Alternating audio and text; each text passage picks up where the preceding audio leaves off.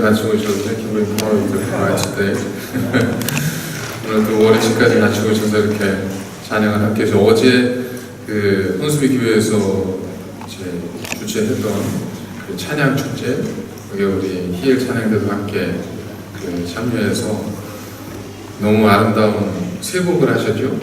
네, 참 너무 아름다운 찬양을 해주셔서 그래서 그 곡 중에 한 개를 오늘 함께 하나님께 영광을 돌리신 것 같습니다. 감사합니다. 오늘 본문에 근거해서 하나님의 말씀을 좀 나누려고 하는데요. 특별히 그 믿음이라고 하는 것은 신앙생활을 함에 있어서 처음이고 과정이고 또한 마침이라고 할 수 있지 않겠습니까? 그래서 우리는 믿기 위해서 신앙생활을 하기도 합니다. 그런가 하면 믿기 때문에 신앙생활을 하기도 합니다. 우리는 믿기 때문에 구원에 대한 확신, 그리고 하나님의 자녀라고 하는 어떤 고백을 하기도 합니다. 그러나 하나님을 믿으려 하기 때문에 때로 우리는 말씀에 대해서 그리고 하나님의 역사하심에 대해서 의문을 갖기도 하고 의심을 하기도 합니다. 이처럼 신앙생활에 있어서의 믿음은 시작이며 또한 여정이고 또한 마침이 될 수밖에 없습니다. 본문에서는 그 믿음에 대해서 이렇게 강조합니다. 믿음이 없이는 하나님을 기쁘시게 할 수 없다. 단순히 그냥 믿음이 있어야 하나님을 기쁘시게 할 수 있다가 아니라 믿음이 없이는 하나님을 기쁘시게 할 수 없다라고 굉장히 강력하게 우리에게 말씀을 해주고 있습니다. 그렇다면 지금 여기 앉아있는 저와 여러분, 우리 모두는 성경에서 말씀하고 있는 것처럼 믿음을 가진 사람들일까? 여러분은 여러분의 마음속에는 하나님에 대한 믿음이 있으십니까? 여러분은 하나님을 믿으시는 분들이십니까? 이 정도면 굉장히 적극적으로 대답하신 거예요. 한번 이 질문을 본문에 맞추어 다시 한번 드리도록 하겠습니다. 여러분은 하나님이 기뻐하시는 사람들이십니까? 여러분은 하나님께서 보시기에 기뻐하실 만한 사람들이십니까?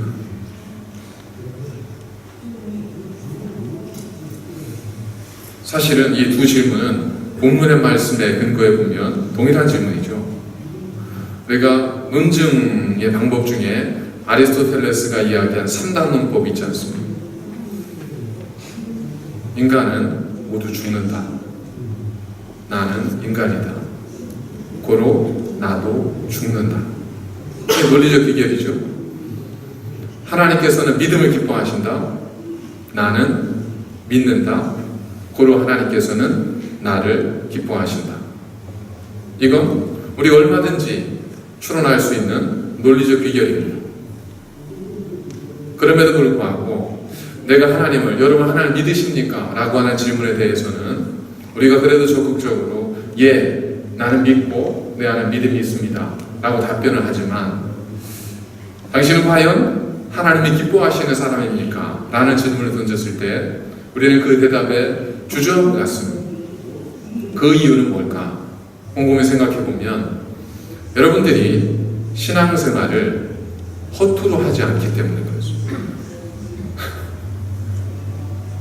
관념적으로만 생각을 하면 믿음은 그냥 하나님을 믿는 것, 절대적 믿는 것 이래버리면 돼요. 그러나 우리가 하나님을 기쁘시게 하는 사람입니까? 라고 하는 질문을 통해서 믿음에 대해 다시 질문을 던졌을 때 우리는 뭘 생각하냐면 단순한 어떤 인식론으로서의 믿음이 아니라 실제적 삶을 통해 동반되어지는 책임적 삶으로서의 믿음을 여러분들이 생각하시기 때문에 쉽게 얘기하면 이거죠.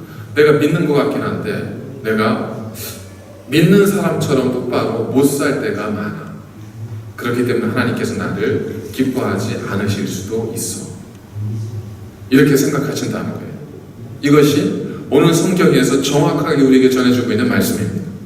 믿음이 없이 하나님을 기쁘시게 하지 못하나니. 그러면서 두 가지를 말씀합니다. 첫 번째, 그가 계신 것. 여러분, 하나님을 믿으세요? 우리는 다 주저없이 이야기하면 예. 두 번째, 그가 자기를 찾는 자들에게 상 주시는 일을 하는 것. 뭐겠습니까? 하나님께서 우리를 심판하시고 하나님께 선악간에 우리를 판단하시는 분이라는 것. 그러니까 우리는 그 두 번째 믿음의 내용에 대해서 우리는 책임 있는 내 삶을 생각을 하게 되는 거죠. 그러다 보니까 내가 믿긴 하는 것 같은데 과연 하나님이 기뻐하시는 삶을 살고 있는가라고 했을 때는 주저하게 되는 겁니다. 왜냐하면 사실 같은 질문이지만 어느 관점에서 바라보느냐에 따라서 의미가 다르게 전달될 수 있기 때문에 그렇습니다. 그렇습니다. 우리는 그저 믿으세요?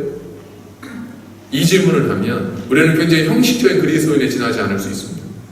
그러나 그 질문을 성경적 질문으로 바꿔서 당신 하나님이 기뻐하시는 사람입니까? 라고 질문을 했을 때 우리는 우리의 삶을 하나님 말씀을 통해서 돌아보고 성경적 신앙 고백을 통해서 우리가 하나님께 나아갈 수 있다는 겁니다. 성경을 믿는 것은, 그리고 우리가 믿는다는 것은 그저 그렇게 머리로만 입술로만 할 수 있는 쉬운 것이 아니라 사실 우리의 삶은 더 복잡하고 그리고 더 얽히고 설켜 있지 않습니까? 그래서 오늘은 우리의 신앙의 근간이 되는 믿음의 문제를 하나님 말씀에 근거해서 다시 한번 정리하고 하나님 말씀 주시는 그 의미를 생각을 해 보도록 하겠습니다. 빅터라고 하는 한 소년이 있었습니다. 이 소년이 6살이 될 때에 그때 그 동네에 있던 보건소의 한 상담사가 그 아버지에게, 빅터라고 하는 소년의 아버지에게 이런 내용을 이야기를 합니다.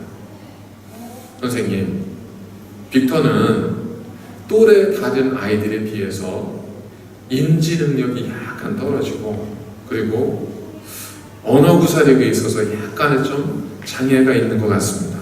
라고 이야기를 합니다. 근데 그 아이가 지금 몇 살이냐면 6살이에요. 6살 아이를 향해서 인지력이 조금 부족하고 언어 능력이 조금 떨어지는 것 같습니다. 이야기를 한 거예요. 아버지가 그 이야기를 들었습니다. 충격이 있겠죠. 속상해합니다. 그리고 그 내용은 자연스럽게 많은 친구들, 다른 사람들에게도 이제 전달이 되죠. 그래서 동네에서 이 빅터는 소위 바보 빅터로 그렇게 불려지게 되었습니다. 그러다가 조금의 시간이 지나면서 학교에서 반 아이 가운데 러프라고 하는 한 아이가 이 빅터의 생활기록부를 우연히 이제 보게 됩니다. 생활기록부를 봤더니 거기에 쭉 여러 가지 있지만 또 IQ를 기입하는 안이 있었는데 거기에 빅터의 IQ가 73이었습니다. 그래서 이 러프가 다니면서 빅터를 조롱하면서 이제 이야기를 하는 거예요. 빅터 IQ는 73이야 하고 막 떠들고 다니는 거예요. 선생님이 그러지 마 했지만 이미 아이들은 다 알고 있습니다.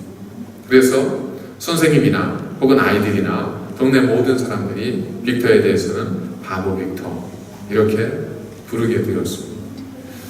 빅터도 그런 이야기를 들으면서 정말 의기소침해서 그렇게 되는 일도 없이 별별 일 없이 그렇게 청소년기를 지내오고 이제 청년이 되었습니다.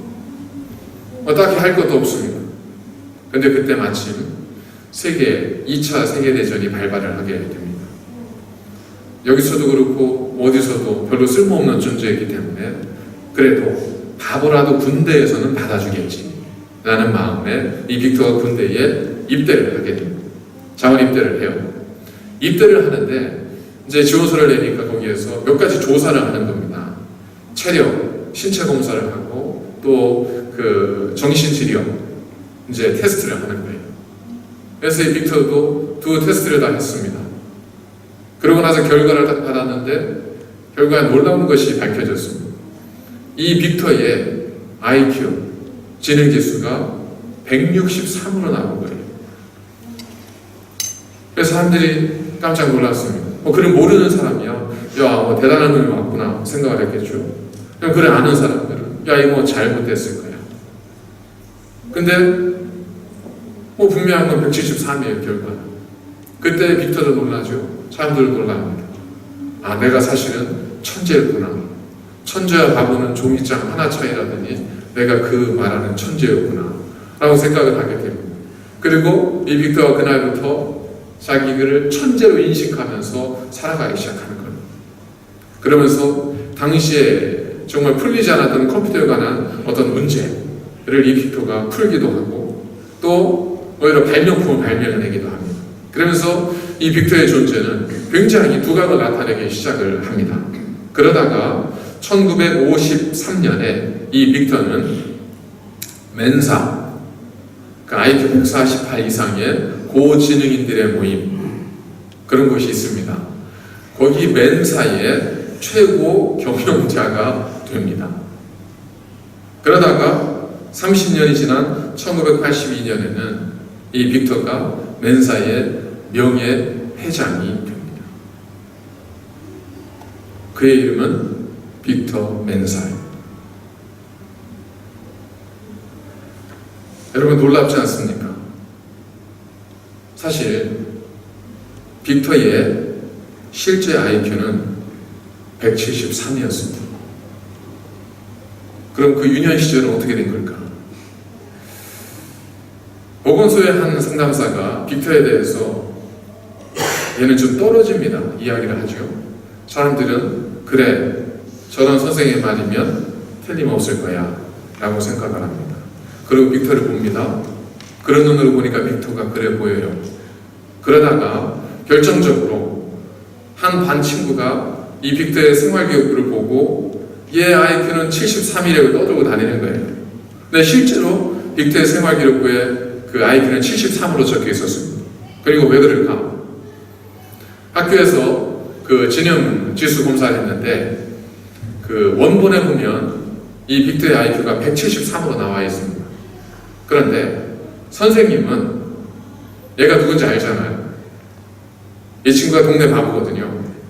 그러니까 원본이 왔어요. 조사를 했던 원본이 왔는데 원본을 보고 생활기록부에 이렇게 필기로 적는데 분명 원본에는 173으로 적혀 있었지만 생활기록부에 적을 때는 73으로 적은 거예요. 왜 그랬을까요?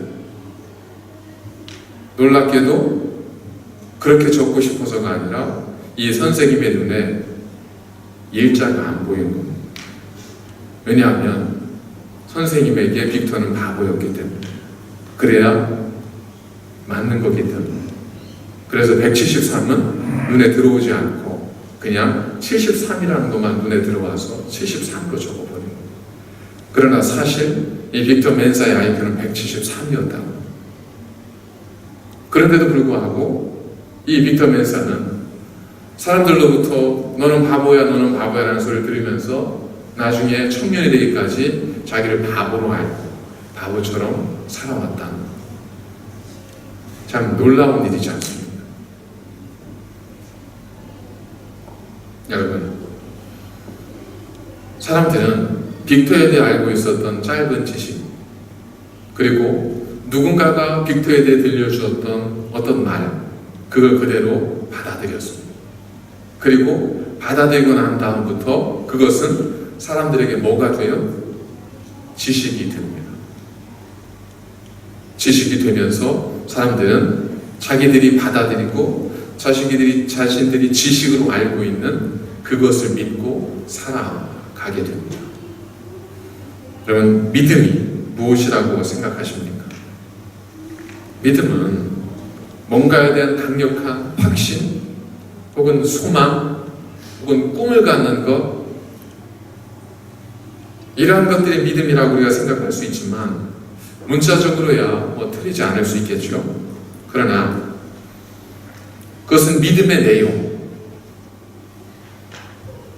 그것은 우리가 무엇을 믿는가, 믿음의 대상과 내용에 대한 어떤 문장이지 그 자체가 믿음은 아니라는 겁니다. 예를 들어서 나는 하나님이 살아계시다는 것을 믿습니다. 이것을 믿음이라고 한다면, 여러분, 나는 하나님이 살아계시다는 것을 이라고 하는 것은 믿음의 내용이죠. 그렇죠? 다시 말하면 나는 무엇을 믿는다는 거예요.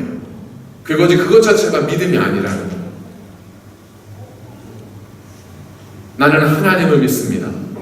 이게 믿음인 것 같지만 문장을 뜯어보면 하나님을 믿는다는 건 내가 믿는 믿음의 대상이 누구인지를 말해주는 거예요. 그것 자체가 믿음은 아니라는 거예요.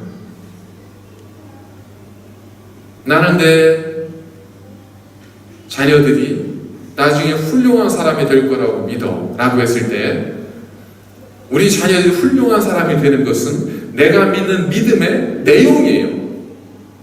그게 믿음이 아니에요. 그럼 믿음은 무엇일까?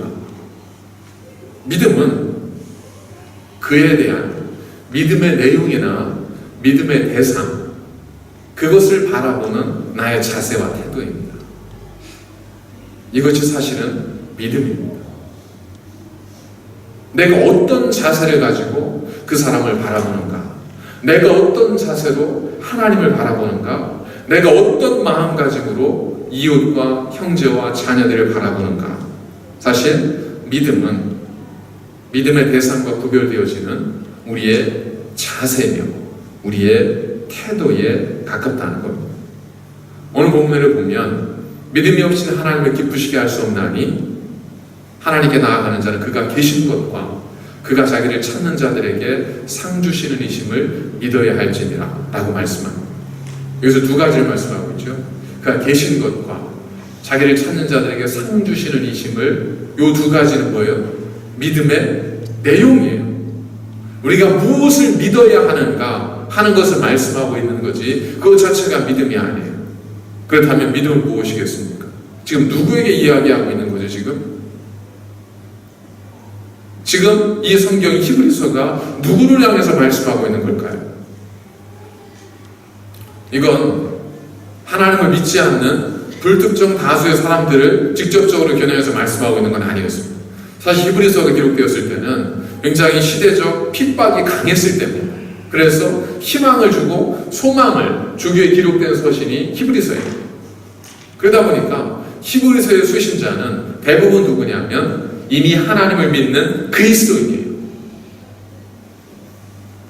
당신들이 하나님을 믿는다고 한다면 당신들은 그가 살아계신 것과 그가 자기를 찾는 자들에게 상 주시는 이시라는 것을 당신은 믿어야 합니다 라는 거예요. 그렇다면 여기서 믿어야 한다는 뜻은 무슨 뜻이겠습니까? 받아들여야 된다. 믿음은 받아들임이잖아요. 그래서 믿음은 자세가 될 수밖에 없다는 겁니다. 예를 들어 보겠습니다. 커다란 욕조가 있습니다. 물이 가득 차 있습니다. 거기에 여러분이 빈병을 가져와서 그 욕조 물 가운데 빈병을 집어넣으면 어떤 일이 벌어질까요? 빈 병 속에 물이 가득 찰 수도 있고 아니면 아무리 집어넣고 기다려도 병 안에 물이 들어가지 않을 수도 있죠. 언제 이런 일이 벌어질까? 병뚜껑을 열어놓으면 그 열린 병뚜껑으로 입구로 물은 가득 차게 되죠. 그러나 병뚜껑을 닫아놓으면 아무리 바다 한복판에 이 병이 들어가 있어도 그 병 안에 물이 들어갈 리가 없습니다.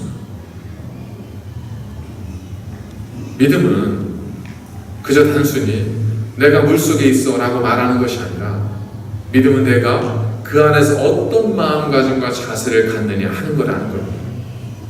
내가 하나님을 믿고자 하는 마음, 내가 하나님을 받아들이고자 하는 마음, 내가 하나님의 말씀을 받아들이고자 하는 마음이 있으면 그 열린 문으로 믿음의 은혜와 그 축복이 내게 밀려 들어오지만 내가 하나님을 믿으러 나오긴 했지만 내가 믿으려는 마음이 없이 나를 한번 변화시켜 보십시오 라는 마음으로 병뚜껑을 닫아놓고 아무리 물속에 그 빈병을 집어넣어도 그 병으로 물 한 방울 들어올 수 없다는 겁니다. 물론 하나님의 능력이 하나님이시기 때문에 닫힌 병뚜껑을 통해서도 하나님 가득 채우실 수 있다는 것은 저는 믿습니다. 그러나 하나님께서 일반적으로 우리에게 행하시는 방법은 그건 아니잖아요. 그건 특별한 하나님의 은총이고 대부분의 경우에는 뚜껑이 열려 있어야 되는 거예요. 우리가 하나님을 믿기 위해 나왔습니다. 그런데 의심되잖아요. 두려움이 있지 않습니까? 그래서 어떻게 해야 되는 거죠? 하나님을 믿으려 하셔야 된다는 것. 하나님 믿는 사람이기 때문에 우리는 더더욱 하나님을 믿고자 하는 마음, 그 자세와 태도를 우리가 가지고 있어야 한다는 겁니다. 그렇다면 우리는 하나님의 말씀에 대해서 두말할 것도 없이 무조건 받아들이고 무조건 믿어야만 하고, 내가 의심한다든지 의구심을 갖고 그에 대해서 문제 제기를 하는 것은 이건 믿음과는 관계없는 불신앙의 태도인가? 그렇게 느끼실 수 있지만 성경 그렇게 말씀하고 있지 않습니다. 믿음이라고 하는 것은 우리가 믿음의 대상으로 삼고 있는 하나님에 대해 우리가 갖는 자세와 태도입니다. 그리고 믿음은 언제나 의심이라고 하는 동전의 양면성을 가지고 있습니다. 믿는다는 건 뭐예요? 의심하지 않는다는 거예요. 의심하지 않는다는 건 믿는다는 거죠. 그러니까 이 믿음과 의심은 동전의 양면처럼 언제나 뗄래야 뗄 수 없는 관계예요. 그렇기 때문에 믿는 것 같다가도 의심이 되기도 하는 거예요. 의심이 되는 것 같으면서도 내가 믿는 걸 우리가 확신하는 겁니다. 의심과 믿음은 동전의 양면이기 때문에 믿음의 입으로 의심을 이야기했다고 해서 그것이 불신앙이 되는 것이 아니라는 거예요. 문제는 뭐냐면 자세예요. 우리가 어떤 자세를 가지고 그 믿음의 문제를 대하는가 하는 것이 중요하다는 겁니다. 우리가 신앙생활할 때 우리가 의심하는 것, 나 요즘 믿음이 안 생겨, 의심하는 마음이 자꾸 생겨, 나는 잘 믿지 못하겠어, 우리가 이런 이야기를 이제 가끔 하게 되는데, 그렇다면 여러분이 믿지 못하는 것은 무엇일까요? 여러분이 의심하는 대상은 뭐예요? 여러분이 의심하는 대상은 주로 하나님, 그의 행하신 일, 성경 말씀의 사실성, 이런 것들이 의심의 대상이잖아요. 그죠? 나는 믿지 못하겠어. 뭘 믿지 못하는 거예요? 성경 말씀이 그대로 정말 실제 역사성이 있는지 믿지 못하겠어. 나는 하나님 나라를 사랑하시는지 모르겠어. 예수님이 정말 나를 십자가 달려 돌아가시는지 난 잘 모르겠어. 나는 그게 의심돼. 자, 우리의 의심의 대상은 대부분 뭐냐면 하나님과 그의 말씀, 이러한 것들이 대부분 우리의 의심의 대상이 됩니다. 그러면 우리가 그렇게 의심하는 이유와 근거는 어디에 있습니까? 내가 그렇게 의심하는 이유와 근거, 나는 왜 그렇게 의심해요? 나는 왜 이렇게 불신할까요? 왜 그럴까요? 잘 생각해 보십시오. 여러분 왜 의심하십니까? 하나님에 대해서, 성경에 대해서 뭘 근거로 의심하세요? 대부분 우리의 의심의 근거는 뭐예요? 내 생각이에요. 내 경험이고 내 지식이죠. 나는 못 받아들이겠어. 나는 이해가 안 돼. 나는 도저히 받아들일 수 없어. 다 뭐예요? 나예요. 의심의 기준은 나예요. 의심의 근거는 나예요. 그래서 우리는 어떤 태도로 하나님 앞에 와야 되로? 하나님이 정말 살아계시다면 나를 한번 설득해 보세요. 나를 한번 바꿔줘 보세요. 내 이 생각이 틀렸다는 걸 표적을 통해서든 뭘 통해서든 한번 보여주세요. 그래 나를 한번 변화시켜 봐주세요. 나도 믿고 싶거든요. 자, 이것이 우리의 의심의 어떤 방법이고, 이것이 우리의 믿음을 갈구한다고 하는 우리 믿음의 방식입니다. 그런 우리에 대해서 성경은 뭐라고 말씀하시냐면, 믿는 자에게는 의심하는 사람도 있겠죠. 그들에게 동일하게 말씀하시고, 하나님께 나아가는 자는 반드시 그가 계신 것과 자기를 찾는 자들에게 상 주시는 이심을 믿어야 할지니라. 자, 성경은 우리에게 하나님을 어떤 대상으로 보라고 말씀하시는 거예요? 의심의 대상이 아니라 믿음의 대상으로 보라고 하시는 거예요. 그러면 하나님을 믿음의 대상으로 보기 위해서 우리 뭘 의심해야 돼요? 하나님을, 하나님의 실존과 하나님의 하시는 그 모든 일에 대해 의심하고 있는 내 지식과 내 논리와 내 사유와 내 사고가 정말 진리인가 하는 것을 우리가 의심해 봐야 된다. 근데 우리의 모든 믿음의 방식은 언제나 나를 기준으로 해서 하나님을 의심의 대상으로 놓고 하나님을 의심하기 시작합니다. 그리고 뭔가 좀 잘못됐지 않습니까? 음식을 드실 때 두 가지 방식이 있습니다.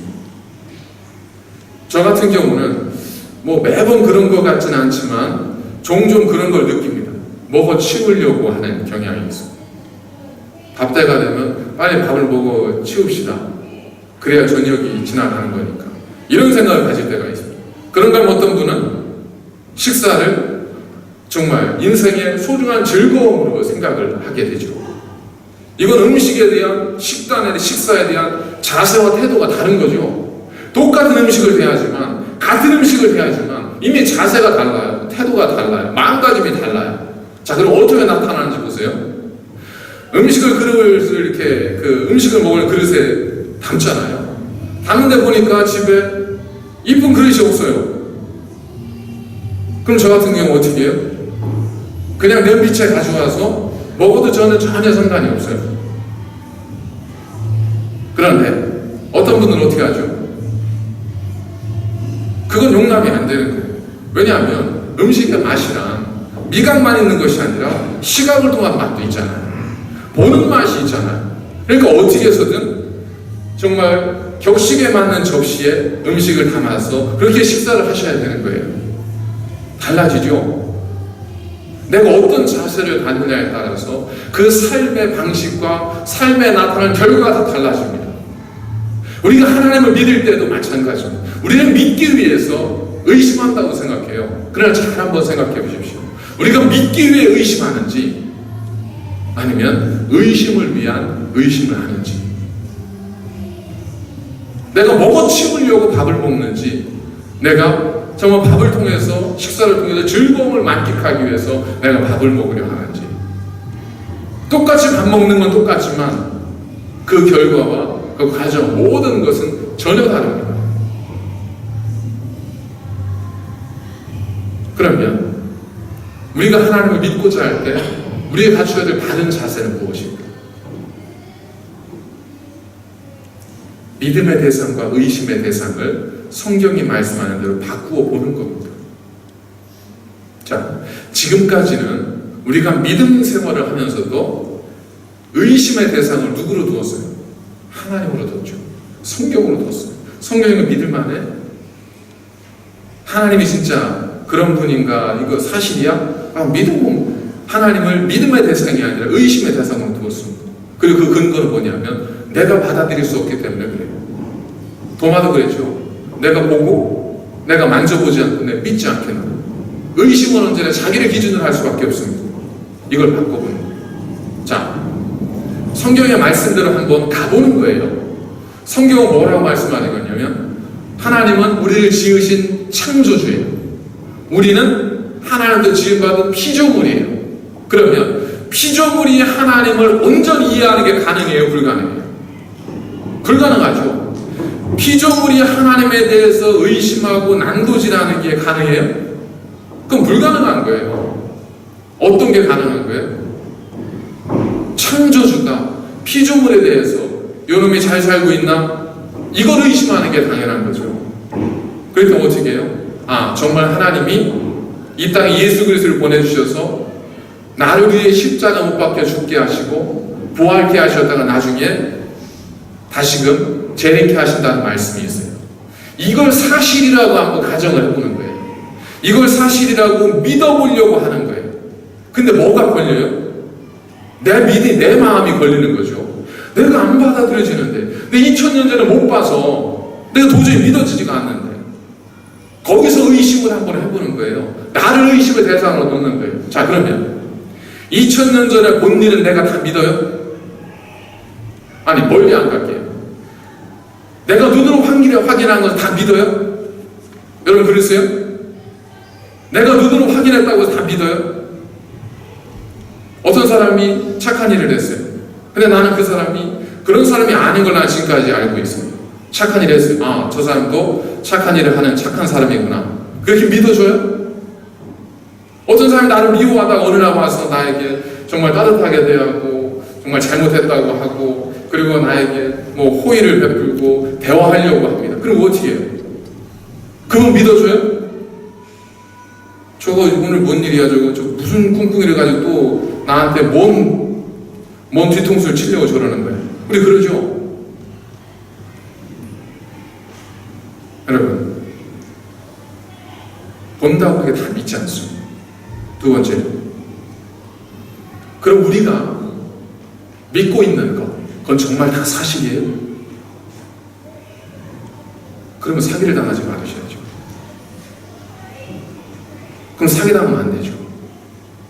사기당할 만큼 그 사람을 신뢰하고 있고 그 사람이 다 알고 있다고 하는 것이 내 지식인데, 내 기준인데, 그럼 사기당하면 안 되죠. 그러나 이민사회를 살면서 지금 많이 달라졌지만, 제가 호주 와서 2001년도 그때 수없이 들었던 얘기, 한국 사람 믿지 마십시오. 그러면 저도 경험하고 저도 사기를 당했지만, 그 당시에 교민들의 80%가 사기를 당했다고 하는 이야기는 뭐 공공연한 사실이었지 않습니까? 여러분, 누구한테 사기당했을 것 같으세요? 길 가다가 멋있는 사람한테 사기당했을까요? 아니에요. 다 오랫동안 관계도 맺고 신앙도 있어 보이고 믿음직해 보이는 사람도 사기당하죠. 여러분, 우리가 믿고 있는 게 정말 그렇게 사실일까요? 그러지 않은 경우도 참 많습니다. 그건 왜 그래요? 내가 모자라서 그런데 부족해서 그렇죠. 왜 그러냐면 우리 인간이기 때문에, 우리는 사람이기 때문에 연약함이 있어요. 한계가 있는 거예요. 우리는 사람 마음을 몰라요. 그 사람이 어떤 마음을 가지고 있는지를 모른다고요. 그러니까 그런 나를 믿음의 기준으로 삼고 있다는 것이 얼마나 사실은 무모한 거예요. 그럼에도 불구하고 우리는 그런 나를 기준으로 삼고 하나님을 의심의 대상으로 놓고 성경을 의심의 대상으로 놓고 계속해서 의심하기 시작하는 거예요. 믿기 위해 성경을 보는 것이 아니라, 그렇지 않다는 내 신념을 확인받기 위해서 성경을 보고 하나님을 외치는 경우들이 얼마든지 있을 수 있다는 겁니다. 믿음은 자세입니다. 오늘 본문에 보니까 그가 자기를 찾는 자들에게 상 주시는 이신물이라고 했을 때, 이 찾는다 라고 하는 단어는 헬라어로 에크제테오라고 하는 단어인데, 이것은 히브리어 다라쉬를 번역한 그런 단어입니다. 히브리어 다라쉬는 어떤 뜻이냐면 문의하다, 질문하다, 조사하다. 그러니까 하나님께서는 질문을 던지고 의문을 갖고 하는 것에 대해서 하나님은 잘못됐다고 말씀하지 않으십니다. 뭐가 돼야 돼요? 그 대신 자세가 돼야 되는 거예요. 내가 믿기 위해서 질문을 던지는 건 얼마든 하나님은 환영하세요. 내가 믿음을 갖기 위해서 부르짖고 외치는 건 얼마든 하나님이 기뻐하시는 사람의 모습이에요. 비록 지금 믿음이 부족하고 연약하다 할지라도. 그러나 반대로 내가 하나님을 믿지 않기 위해서, 부정하기 위해서 질문을 던지고, 하나님 없다는 걸 확인하기 위해서 질문을 던지고, 그걸 위해 신앙생활을 하고, 이것은 하나님이 기뻐할 수 없는 그런 믿음의 바른 자세가 아니라는 겁니다. 성경에는 바른 자세를 가지고 있었던 한 사람을 우리에게 소개해 주는데, 마가복음 9장 24절입니다. 한 아버지가 아들이 귀신에 들려서 여기저기 넘어지죠. 간질병에 걸려서. 제자들을 찾아가서 당신 대단하다는데 내 아들의 병을 고쳐해 주십시오. 제자들 못 고칩니다. 예수님이 내려왔습니다. 여보시오, 당신들 대단하다는 소리 듣고 여기까지 찾아왔는데 보니까 당신들도 아무것도 아니네. 제자님, 내 아들 병 고치지도 못합니다. 혹시 당신은 그 잘난 당신을 할 수 있어? 주님께서 말씀합니다. 할 수 있거든요. 무슨 말이냐? 믿는 자에게는 능치 못함이 없느니라. 이 사람은 아버지는 지금 주님을 어떤 대상으로 본 거예요? 처음에는 믿어보려고 왔죠. 사람들끼리 얘기했더니 한 번 실패를 겪고 나니까 주님은 믿음의 대상보다는 의심의 대상입니다. 당신 정말 그런 사람이야? 당신 정말 할 수 있어? 사기치는 거 아니야? 그래서 주님께서 그게 요청하신 것이 뭐예요? 믿으라는 거예요. 그 얘기는 뭐냐면 믿음이 없는데 갑자기 믿음을 가져와라 이 얘기가 아니라 뭐냐면 믿으려고 하라는 거예요. 할 수 있거든요. 무슨 말이냐? 믿는 적에 능치 못함이 없느니라. 그랬더니 아버지가 뭐라고 얘기하죠? 주여 내가 믿나이다. 무슨 얘기예요? 믿고 싶다는 얘기예요. 뒤에 말이 증거해 주잖아요. 그러나 나의 믿음 없음을 불쌍히 여겨 주십시오. 자, 믿고 싶은데 믿어지지 않는 거예요. 그러니까 주님께 뭐라고 얘기해요? 내가 믿고 싶습니다. 나를 도와주세요. 나는 믿음이 없어요. 의심하는 마음이 들어요. 나를 도와주세요. 그랬더니 주님께서 어떻게 하세요? 그 아들의 병을 고쳐주시잖아요. 왜 그러죠? 그의 자세가 바른 자세가 됐기 때문에 그렇습니다. 그가 하나님이 기뻐하시는 자가 되었기 때문에 그렇습니다. 여러분 신앙생활도 마찬가지입니다. 의심할 수 있습니다. 여러 가지 많은 것들 두려워할 수 있습니다. 그러나 우리에게 필요한 것은 뭐냐면 그래 내 걸 그냥 두고 하나님을 한번 의심해서 정말 그런 자문에 판단해 보겠다 이런 자세가 아니라 우리가 정말 하나님을 믿고자 한다면 먼저 하나님을 믿어보시는 거예요. 사실 우리 대부분 다 그렇지 않습니까? 이 빅터가 바보라는 거 어떻게 알았어요? 몇 사람의 한 얘기를 믿은 거예요. 사람들이 믿기 시작하면서 나중에 나오는 증거들은 지식이 되는 거예요. 그러다 보니까 나는 확신이 되죠. 그러나 그 모든 것들은 다 사실이 아니었잖아요. 믿음이 분명한 증거에서 시작이 되는 것 같지만 사실은 그러지 않을 수 있습니다. 여러분 여기서 만약에 어디를 찾아가라고 제가 이제 이번 주 그 금요일에 우리 목자 수양회가 있는데 주소를 드리면서 이리 찾아오십시오 그랬습니다. 그럼 어떻게 찾아가실 거예요? 주로 이제 뭐 예전 같으면 UBD 맵을 찾았겠지만 지금은 이제 구글 맵을 찾을 거 아니에요. 그럼 구글 맵이 알려준 데를 갈 거 아니에요, 그죠? 걔가 나를 제대로 알려주는지 엉뚱한 데를 알려주는지 어떻게 아세요? 처음에는 모르지만 어떤 경험이 있는 거예요? 믿고 가본 거예요, 한번. 그랬더니 가보니까 어때요? 진짜 그곳에 나를 데려줬네? 그러니까 그 다음부터는 어떻게 돼요? 믿게 되죠? 마찬가지입니다. 하나님에 대해서도 나를 보여주고, 나를 믿게 해주고, 내 의심이 떠나가게 하고, 나를 확신하게 되면 그렇게 만들어져 믿겠습니다. 우리 믿음은 그렇게 시작되지 않습니다. 어떻게 해야 돼요? 일단은 성경이 그렇다니까 믿어보는 거예요. 믿어보고 한번 성경대로 가보는 거예요. 왜냐하면 우리는 믿겠다고 나온 사람들이니까. 그러니까 한번 그대로 가보는 거예요. 기도하면 될까? 근데 성경이 그렇다니까 한번 기도해보는 거예요. 한번. 왜? 분명히 그가 계신 것과 자기를 찾는 자들에게 상 주시는 이심을 믿으라고 했기 때문에 한번 해보는 거예요. 그러고 났는데 한 번 해보고 두 번 해보고 세 번 해봤는데 하나님이 안 들어주신다. 그러면 다시 생각해야 되겠죠. 말씀이 사실이 아니니까. 근데 여러분 어떠세요? 우리 성경 공부하고 바이블 스터디하고 제자여행 할 때 우리 많이 경험하잖아요. 하나님 누구의 기도를 가장 잘 들어주세요? 처음 기도 시작하시는 분들 기도를 가장 잘 들어주세요. 그리고 처음 믿기 시작한 분들의 기도를 하나님 가장 잘 들어주세요. 왜 그럴까요? 믿음이 약하기 때문에 그래요. 그래야 그것들을 믿음의 근거를 삼기 때문에 그렇습니다. 우리 다 경험하셨잖아요. 우리 처음 예수님 믿을 때 이게 정말 그러네. 하나님 이렇게 들어주기도 하시네. 이랬잖아요. 왜 그래요? 믿음이 약하기 때문에 그래요. 우리가 믿어야 되니까. 그러니까 출발이 어떻게 되는 거예요? 자세가 믿으려고 하는 마음을 가지시라는 거예요. 의심 괜찮아요. 그건 뭐 때문에? 내 약해서 그래요. 그럼 나는 믿음 안 해요? 아니잖아요. 그러니까 바꿔보는 거예요. 그래 내가 기준에 대해서 하나님을 의심하지 말고 하나님 말씀을 일단 한번 내 기준을 삼아보자. 그리고 나를 의심해보자. 내가 의심하는 게 정말 합당한지. 거기서 문제를 풀어가는 거예요. 그러다 보면 하나님께서 약속하신 대로 우리에게 찾는 자에게 상을 주신다고 하신 것처럼 우리에게 믿음의 열매를 더하여 주신다는 것. 믿음의 은혜가 여러분들의 삶 속에 충만하시길 주의 이름으로 간절히 축원을 드립니다. 기도하시겠습니다. 거룩하신 하나님 감사를 드립니다.